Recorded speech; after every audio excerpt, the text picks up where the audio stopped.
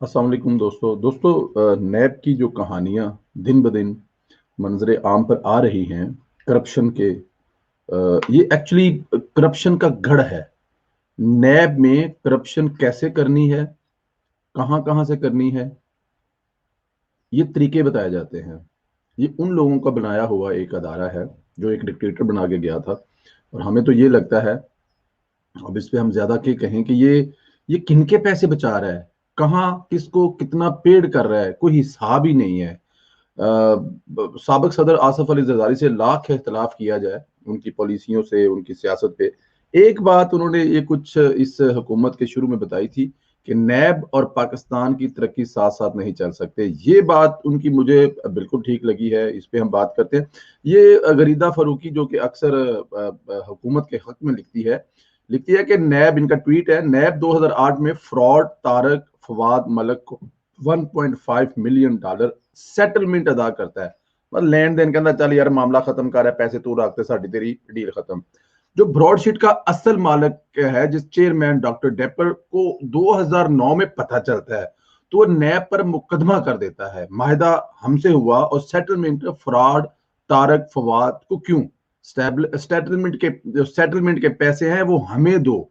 ये है एहतसाब गड़बड़ खटाला पाकिस्तान में। ये ट्वीट है गरीदा फरूकी साहिबा की, जो कि अक्सर कौन, अंदाजा करें कि पाकिस्तान से पैसे इंग्लैंड जाते हैं या इंग्लैंड से पाकिस्तान या जहां पे भी, ये एक आदमी को 1.5 करोड़ डॉलर दे दिया जाता है कि ताड़ी सारी सेटलमेंट हो गई है। अब नैब के कागज पाकिस्तान के कागजों में लिख दिया जाता है जी फलां फलां फलां फलां बंदे के साथ हमने सेटलमेंट कर दी है, तो ये पैसे हमने वापस कर दिए।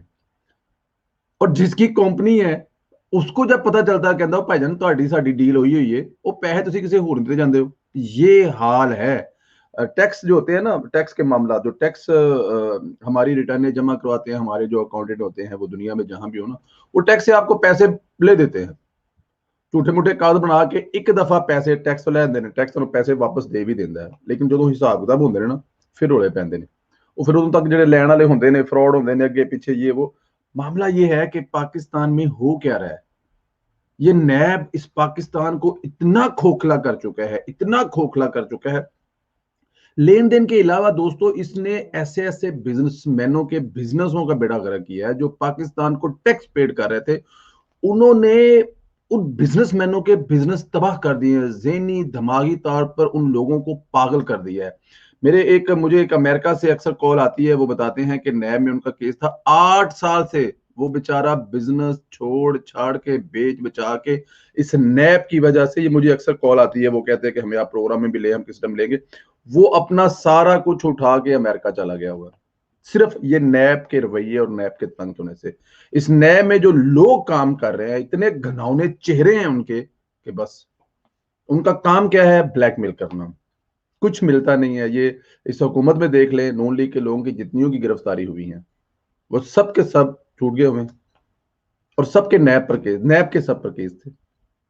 अभी ख्वाजा साहब को पकड़ा हुआ है, शहबाज साहब को पकड़ा हुआ है, हमजा साहब को आप देख लीजिएगा, वो भी एक वक्त आएगा वो भी बाहर होंगे। कुछ होगा ही नहीं।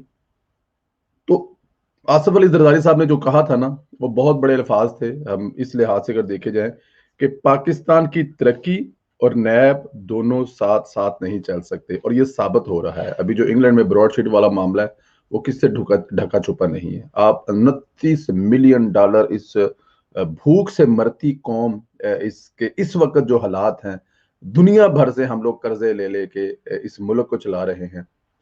हमारा जहाज पाकिस्तान की तारीख नहीं बल्कि दुनिया की तारीख में पहली दफा हमारा जहाज पकड़ा गया है, क्योंकि हम लोग ने उसके लीज के पैसे नहीं दे दिए। और नैब 29 मिलियन डॉलर, 3 मिलियन डॉलर वो और पेड करेगा, वो पेड कर रहा है।